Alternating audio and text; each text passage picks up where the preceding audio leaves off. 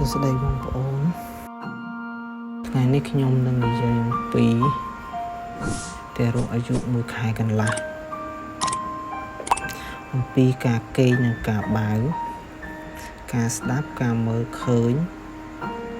ចលនានិងអាកប្បកិរិយាការគេងប្រហែលពី14-17ម៉ោងក្នុងមួយថ្ងៃការបាវប្រហែល2ឬក៏3ម៉ោងម្ដង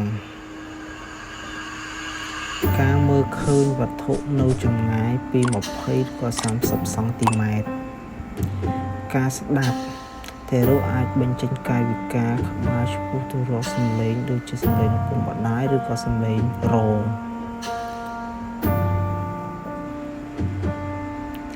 ចលនាទារកអាចក្តាប់ម្រាមដៃលើកជើងឡើងលើឬក៏ពត់ខ្លួន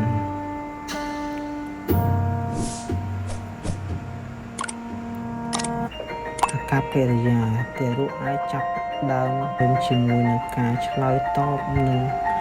អាចបញ្ចេញសំឡេងតិចដូចជា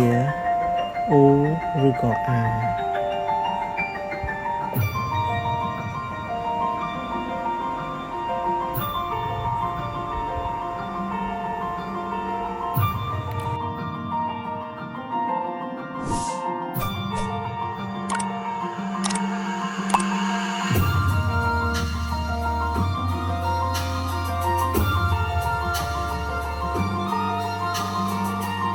សូមអរគុណសម្រាប់ការមើលវីដេអូរបស់ខ្ញុំ